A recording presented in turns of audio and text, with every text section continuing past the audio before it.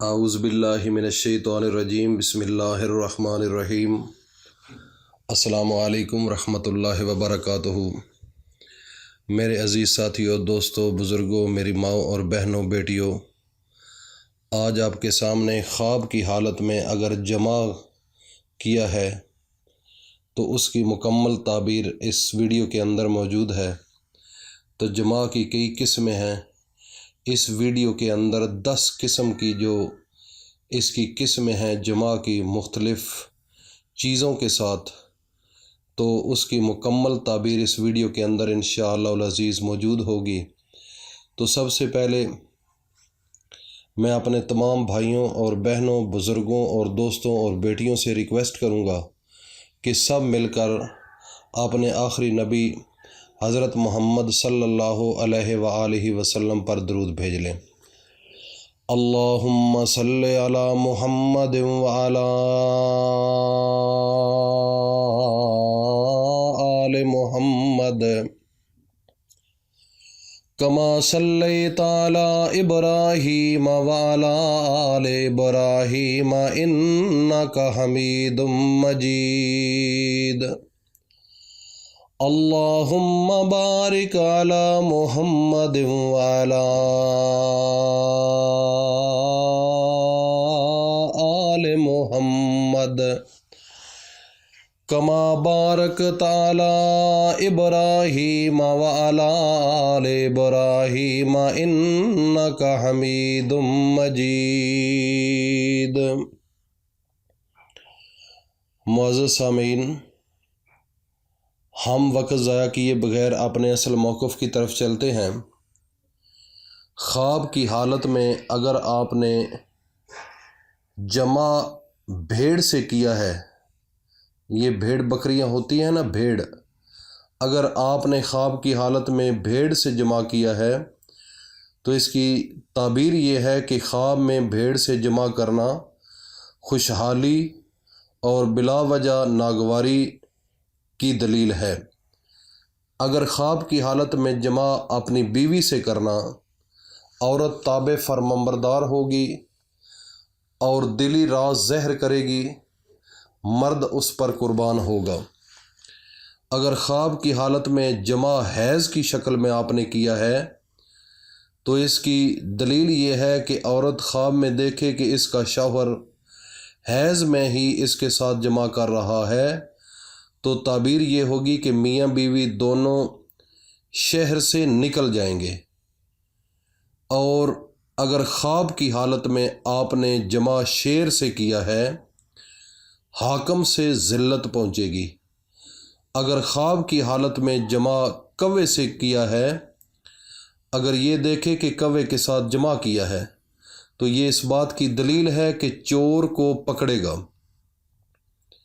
اگر خواب کی حالت میں جمع گائے کے ساتھ کیا ہے تو اس کی تعبیر یہ ہوگی کہ اس کو خوشحالی اور خوشحالی نصیب ہوگی۔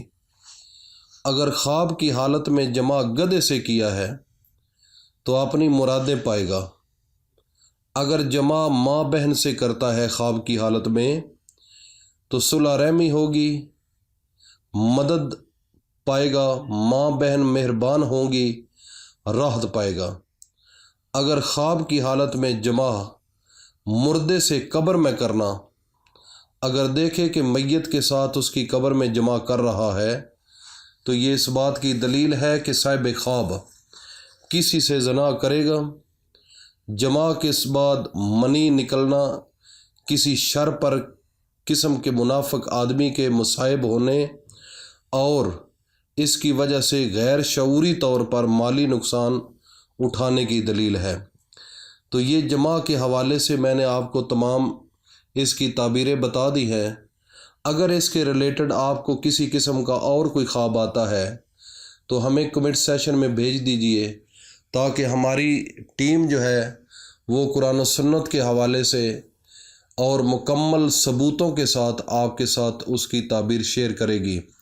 تو سب سے بنیادی جو چیز ہے، انسان جو ہوتا ہے اس کا ایک دنیا میں آنے کا ایک مقصد ہے۔ خوابیں جو آتی ہیں انسان کو میں نے کئی دفعہ اپنے دوستوں میں یہ شیئر کیا ہے پہلے بھی کہ یہ ایک تو ہوتی ہے بندہ ذہن میں سارا دن سوچتا رہتا ہے کہ فلاں بندہ کیسا ہے، فلاں کیسا ہے، یہ کیسا ہے، وہ کیسا، اس کا ذہن جو ہے نا وہ اس کی طرف مائل ہو جاتا ہے۔ تو اس قسم کی نا رات کو پھر اس کو خوابیں بھی آتی ہیں، تو اس کو کہتے ہیں نفسانی خوابیں۔ اس کی جو وہ سوچتا رہتا ہے اس کے متعلق پھر وہ اس کو خوابیں ملتی ہیں۔ تو اس کی تعبیر کوئی بالکل اچھی نہیں ہوتی، اس کو اگنور کریں، اس کا کوئی حقیقت کے ساتھ تعلق نہیں ہے۔ اور اس کے علاوہ اگر آپ بعمل نہیں، آپ نماز روزے کے پابند نہیں، آپ اللہ کو یاد نہیں کرتے، اللہ پاک کے قرآن کی تلاوت نہیں کرتے، اچھی باتیں نہیں کرتے، سارا دن شرارتوں میں، ایک دوسرے کو لڑانے میں، ایک دوسرے کے ساتھ زیادتی کرنے میں، زناکاری میں، جھوٹ بولتا ہے، اور ساریاں برائیاں اگر اس کے اندر موجود ہیں تو یہ شیطانی جو ہے وہ خوابیں ہوتی ہیں۔ تو شیطانی خوابوں کی بھی کوئی تعبیر نہیں ہوتی۔ جو ہوتی ہیں اسلامی، دینی اور حقیقت والی خوابیں، وہ ہوتی ہیں اللہ کے ولیوں کو، اللہ کے نیک بندوں کو، اللہ کے برگزیدہ بندوں کو۔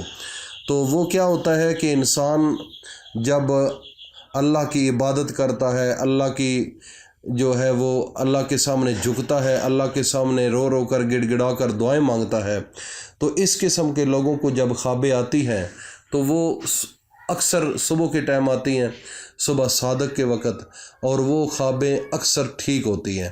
تو جو ویسے خوابیں ہیں اس قسم کے لوگوں کو، جو میں نے پہلے 2 قسم کے لوگوں کی آپ کو تفصیل بتائی ہے، تو وہ کوئی حقیقت پر مبنی نہیں ہوتی چیزیں، اس کو اگنور کریں، ذہن سے نکال دیں، کسی کے ساتھ شیئر کرنے کی ضرورت نہیں ہے۔ اگر کوئی اچھا انسان ہے، اللہ کا نیک برگزیدہ بندہ ہے، تو اس کا بالکل ویسے اگنور نہیں کرنا چاہیے، اس کے پیچھے لگنا چاہیے، اس کی ریسرچ کرنی چاہیے، یہ کیوں آئی ہے، اس کا مقصد کیا ہے، اس کی تعبیر کیا ہے، پھر قرآن و حدیث کی روشنی میں اس کی مکمل ریسرچ کریں، اور کسی اچھے عالم سے، کسی اچھے ماہرین سے، اور جو دین کو جانتا ہو، اللہ کے قرآن کو جانتا ہو، میرے نبی کے فرمان کو جانتا ہو، بالکل دین کا پابند انسان ہو، اور اہل علم بھی ہو۔ یہ نہ ہو کہ صرف نمازی ہو، اس کا آگے علم سے کوئی تعلق نہ ہو، جو علم رکھنے والا ہو، قرآن کو صحیح ڈیپلی سمجھنے والا ہو، احادیثوں کی بکوں کو صحیح سمجھنے والا ہو، اور اچھے لوگوں کے ساتھ اس کا تعلق واسطہ ہو، جیسے پنجابی میں کہتے ہیں نا پڑھے والے لوگ، ریسرچر لوگ، تو ان کے ساتھ شیئر کریں، تو ان سے وہ اگر آپ کو اچھی معلومات انشاءاللہ ملے گی تو وہ آپ اپنے اوپر امپلیمنٹ کریں، اور اس کا سد باب جو ہے وہ ہونا چاہیے۔ اللہ پاک ہم سب کا حامی و ناصر ہو۔ السلام علیکم ورحمۃ اللہ وبرکاتہ۔